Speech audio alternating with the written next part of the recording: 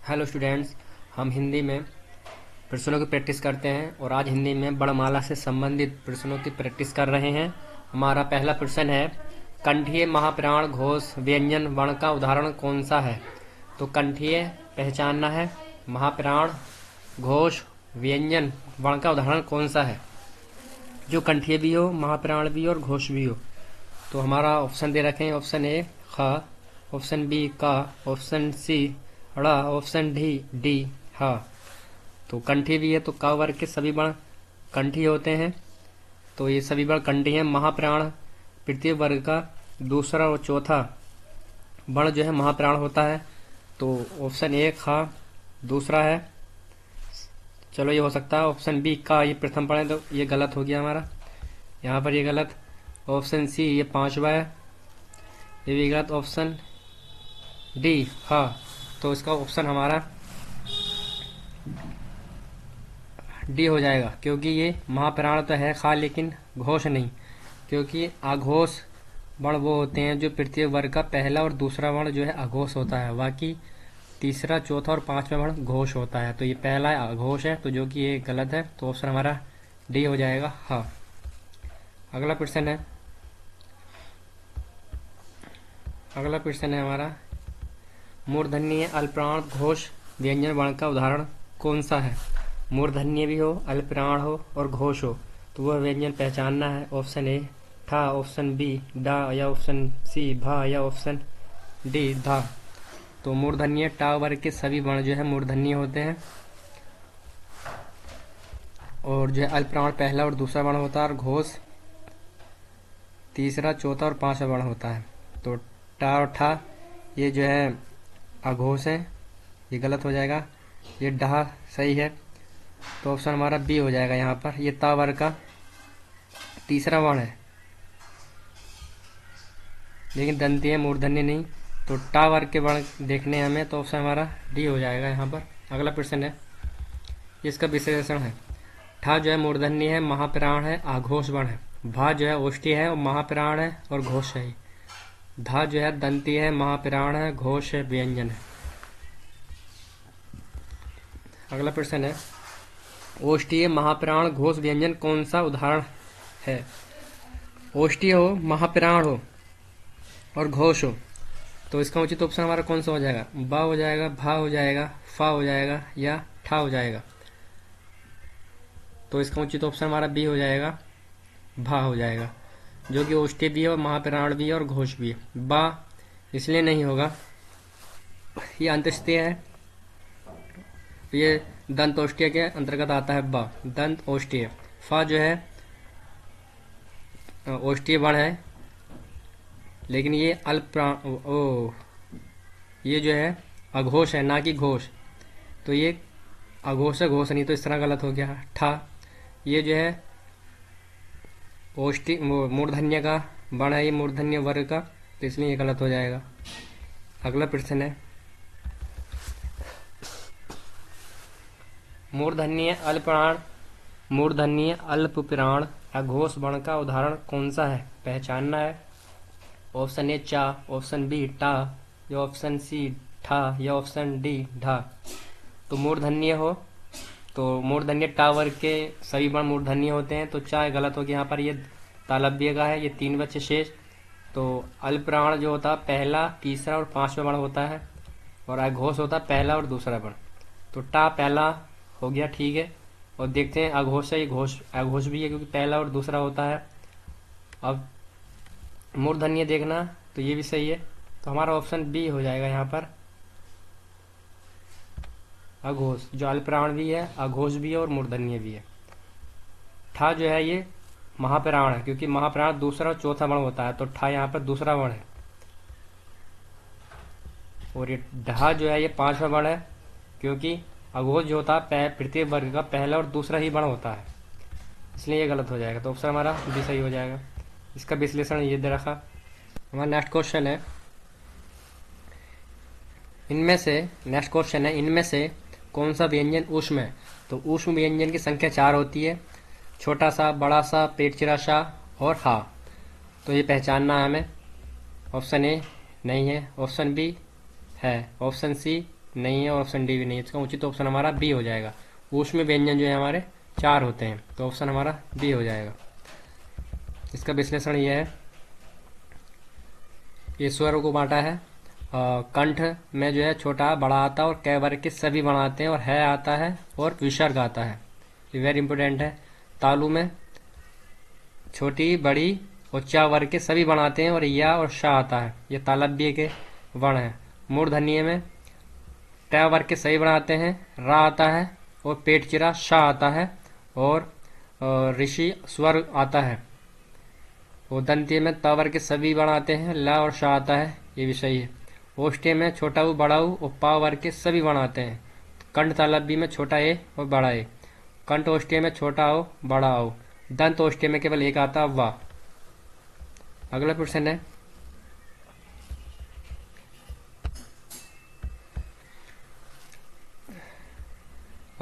घा गा डा ठा और ता इनमें से कितने अघोष वर्ण हैं? तो अघोष वर्ण की परिभाषा होती है प्रत्येक वर्ग का पहला और दूसरा व्यंजन। तो हमें वर्ग का पहला और दूसरा व्यंजन देखना है, तो इसमें जो है पहचानना है अघोष जो दे रखे हैं ये। तो ये घा जो है घोष का हो गया और गा भी घोष का हो गया, ढा भी। तो ता और ठा दो व्यंजन है इसमें, क्योंकि ता दंतीय का पहला वर्ण है और ठा जो है मूर्धन्य वर्ग का दूसरा वर्ण है। तो पहला और दूसरा वर्ण ही आता है, तो इसकी संख्या हमारी 2 हो जाएगी, ऑप्शन सी हो जाएगा। अगला प्रश्न है, यहाँ दे रखा है, इसमें ता और ठा घोष है जिन वर्णों का उच्चारण करते समय स्वर तंत्रियों में कंपन होता है और उन्हें घोष या सघोष वर्ण कहते हैं। घोष भी कहते हैं, सघोष भी कहते हैं। प्रत्येक वर्ग का तीसरा चौथा पांचवा वर्ण और सभी स्वर और अंत्यस्य व्यंजन या लवा और हा सघोष वर्ण के अंतर्गत आते हैं। प्रत्येक वर्ग का तीसरा चौथा और पांचवा वर्ण और सभी स्वर और हा जो है सघोष के अंतर्गत आते हैं। जिन वर्णों के उच्चारण करते समय स्वर तंत्रियों में कंपन नहीं होता अघोष वर्ण कहलाते हैं। प्रत्येक वर्ग का पहला और दूसरा वर्ण और ये ऊष्म व्यंजन 3 शा शा और शा। अगला प्रश्न है, ये बहुत महत्वपूर्ण व्याख्या है। अगला प्रश्न है, निम्नलिखित में से कौन सा व्यंजन अघोष है? तो अघोष की परिभाषा यही है, प्रत्येक वर्ग का पहला और दूसरा वर्ण। तो ये कै और ख दूसरा वर्ण है, ये हो जाएगा हमारा, ये तीसरा वर्ण है, ये तीसरा वर्ण है, ये चौथा वर्ण है, तो ऑप्शन हमारा ए हो जाएगा ख।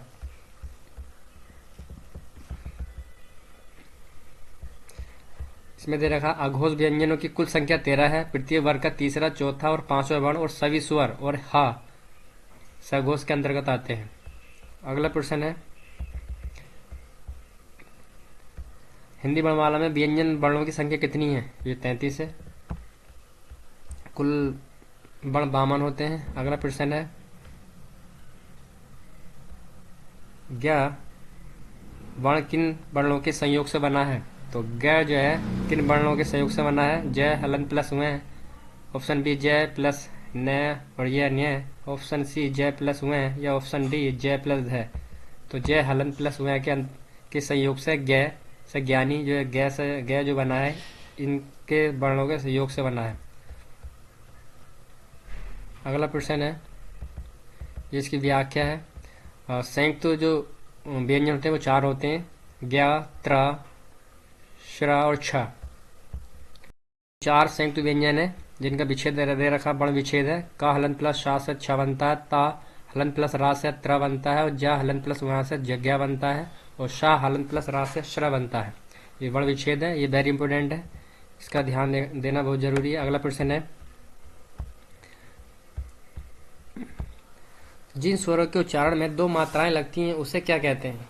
जिन स्वरों के उच्चारण में 2 मात्राएं लगती हैं उसे क्या कहते हैं? संयुक्त स्वर कहते हैं, मूल स्वर कहते हैं, लघु स्वर कहते हैं या गुरु स्वर कहते हैं। तो इसका उचित ऑप्शन हो जाएगा हमारा, उन्हें दीर्घ स्वर या गुरु स्वर कहते हैं। दे रखा जिस स्वर के उच्चारण में 2 मात्राएं लगती हैं उसे गुरु स्वर, जिसका संकेत ये है, तथा एक मात्रा को हस स्वर या लघु स्वर कहते हैं। अगला प्रश्न है, स्पर्श व्यंजनों की संख्या कितनी है? तो स्पर्श व्यंजन वो होते हैं जो हमारे 5 वर्ग होते हैं, का वर्ग, चा वर्ग, टा वर्ग, ता वर्ग और पा वर्ग। तो इस ये 5 वर्ग हैं और पांचों के 5-5 वर्ण हैं, तो 5×5 25, 25 वर्ण जो है स्पर्श व्यंजनों की संख्या होती है केवल। तो इसका ऑप्शन हमारा डी हो जाएगा।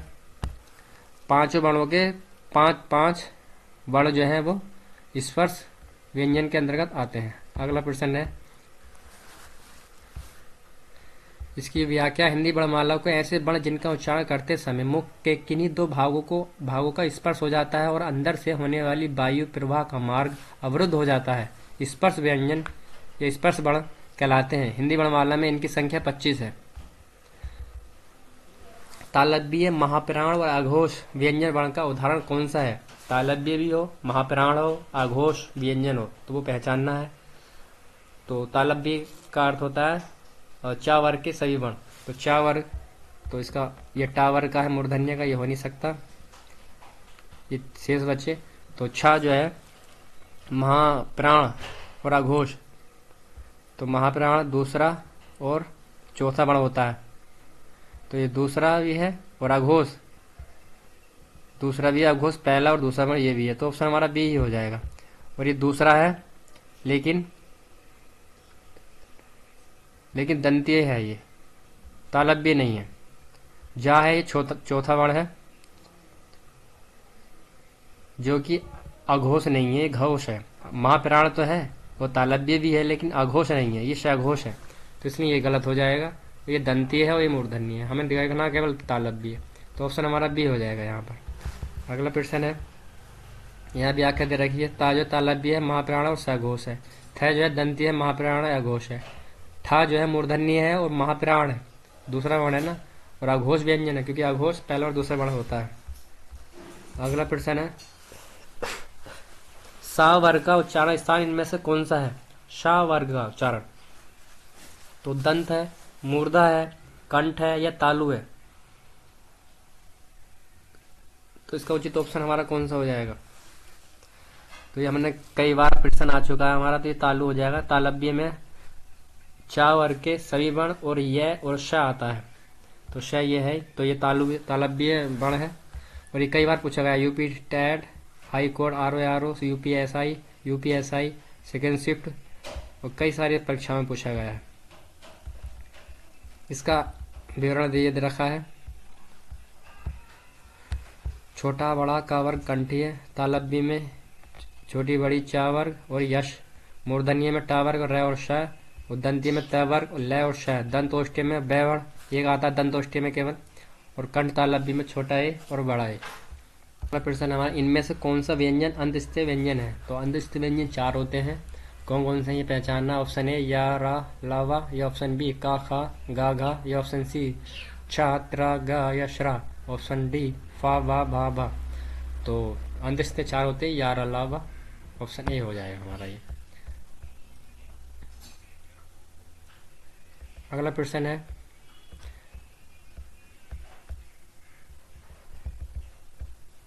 इनमें से किन वर्णों को व्यंजन कहा जाता है? तो इनमें से किन वर्णों को व्यंजन कहा जाता है जिनका उच्चारण स्वरों के वर्णों की सहायता से किया जा सके? ऑप्शन ए, जिनका उच्चारण स्वरों के वर्णों की सहायता से किया जा सके, ठीक है, जो बालाघात हो। ऑप्शन सी, जिनका उच्चारण संभव नहीं। ऑप्शन डी, जो कठिनता से उच्चारित हो। तो इसका उचित ऑप्शन हमारा ए हो जाएगा। वे व्यंजन जो स्वरों की सहायता से बोले जाते हैं वह व्यंजन कहलाते हैं। ओष्ठीय अल्पप्राण घोष व्यंजन का उदाहरण कौन सा है? तो अघोष हो, अल्पप्राण हो और घोष भी हो। ओष्ठीय हो तो पा वर्ग के वर्ण हो, अघोष हो पहला और दूसरा वर्ण हो, घोष तीसरा चौथा और पांचवा हो, अल्पप्राण पहला तीसरा और पांचवा वर्ण हो। तो ओष्ठीय में तो पा हो गया, पहला हो गया, ये अल्पप्राण का भी योग्यता पूरी करता है मानक, और ओष्ठीय का भी। घोष का नहीं करता, क्योंकि घोष में तीसरा और चौथा और पांचवा। तो वाह को देखते हैं, वाह ओष्ठीय है, ठीक है, अल्पप्राण है पहला तीसरा और पांचवा, हाँ ठीक है, और घोष का भी मानक पूरा करता है, तो ऑप्शन हमारा बी हो जाएगा। अगला प्रश्न है, कंठीय अल्पप्राण व्यंजन वर्ण का उदाहरण कौन सा है? कंठीय भी हो और अल्पप्राण हो। तो का वर्ग के सही वर्ण कंठीय होते हैं, तो का वर्ग के देखना है। तो ऑप्शन ए या ऑप्शन डी, ये का वर्ग के कंठीय हैं, और बाकी ये दंतीय का है और ये ओष्ठीय का है। तो अल्पप्राण पहला, तीसरा और पांचवा, ये चौथा है, इसमें हमारा ऑप्शन ए ही हो जाएगा, गा। ये अल्पप्राण भी है और कंठीय भी है। इसका विवरण देखना, ये बार बार देखते रहना से जो है याद हो जाएगा, बार बार कन्फ्यूजन खत्म हो जाएगा। बाकी याद तो हो जाता है लेकिन कन्फ्यूजन दूर हो जाएगा बार बार देखने से। इसका विवरण ये दे रखा है। कंठी के अंतर्गत ये ध्वनियाँ आती हैं। तालव्य के अंतर्गत ई, बड़ी, चावर्ग और याशा। मूर्धन्य राशा, दंतीय ला और शाह और तावर्ग। ओष्ठीय छोटऊ, बड़ऊ, पावर्ग। अनुनासिक के अंतर्गत तृतीय वर्ग का पंचम अक्षर जो है, यह पंचम वर्ण अनुनासिक के अंतर्गत आता है। और दंतोष्ठीय के अंतर्गत केवल एक वर्ण होता है, वह। कंठोष्ठीय के अंदर दो आते हैं, छोटा ओ और बड़ा ओ। अगला प्रश्न है, टा वर्ग में किस प्रकार के व्यंजन होते हैं? तो टा वर्ग जो है मूर्धन्य के अंतर्गत उच्चारित होते हैं, तो ऑप्शन हमारा सी हो जाएगा यहाँ पर। अगला प्रश्न है, कौन सा वर्ण उच्चारण की दृष्टि से दंतीय नहीं? तो ता वर्ग के सभी वर्ण दंतीय होते हैं। तो ता वर्ग का ये भी है, ये भी है, ये भी, ऑप्शन ए भी है, लेकिन सी नहीं है। ये मूर्धन्य का मूर्धन्य वर्ण है, टा वर्ग का है। कंठ के अंतर्गत ये आते हैं। तालव्य के अंतर्गत छोटी, बड़ी, चैवर्ग और याशा, मूर्धा, राशा। ये बार बार वही आ रहे हैं लेकिन देखने से याद हो जाएगा। अनुनासिक तृतीय वर्ग का पंचम वर्ण अनुनासिक के अंतर्गत आता है। दंतीय और वर्त से महाप्राण घोष व्यंजन का उदाहरण कौन सा है? तो दंतीय जो तावर के वर्ण हो, ये तालव्य है, ये तो हमारा वैसे गलत हो जाएगा। वी भी, ये मूर्धन्य का है।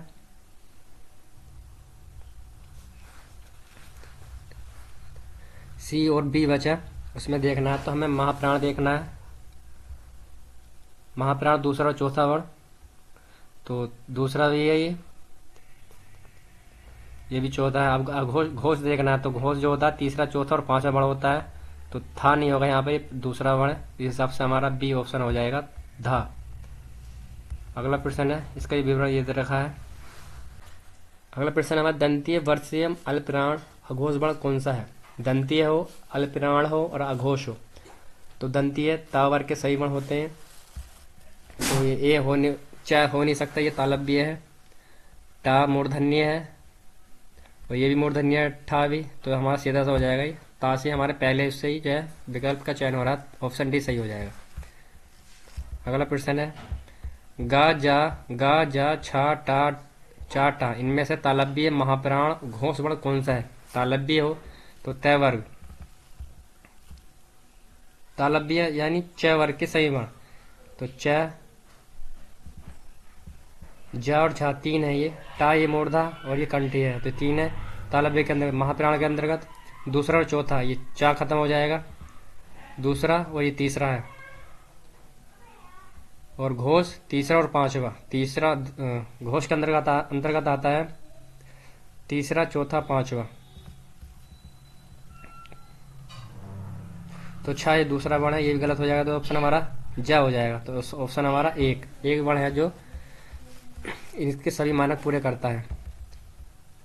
ये इसका विवरण दे रखा है। अगला प्रश्न है, मूर्धन्य हस स्वर का उदाहरण कौन सा है? तो हस स्वर की संख्या 4 होती है, छोटा, छोटी, छोटा ऊ और ऋषि। तो मूर्धन्य भी और हस स्वर भी है, तो सीधी सी बात है, तो ऑप्शन ए हो जाएगा। छ ध्वनि का उच्चारण स्थान कौन सा है? ये चावर का है, तो तालव्य, ऑप्शन बी हो जाएगा यहाँ। अगला प्रश्न है, कौन सा तालव्य वर्ण नहीं है? तो तालव्य यानी चावर का कौन सा वर्ण नहीं है? तो चा का ये भी है, और तालव्य शाह भी होता है, और ये बी भी होता है, यूं है, ये नहीं होता, ऑप्शन डी, ये दंतीय का है। तो हमारा ऑप्शन हमारे ये 25 कंप्लीट होते हैं।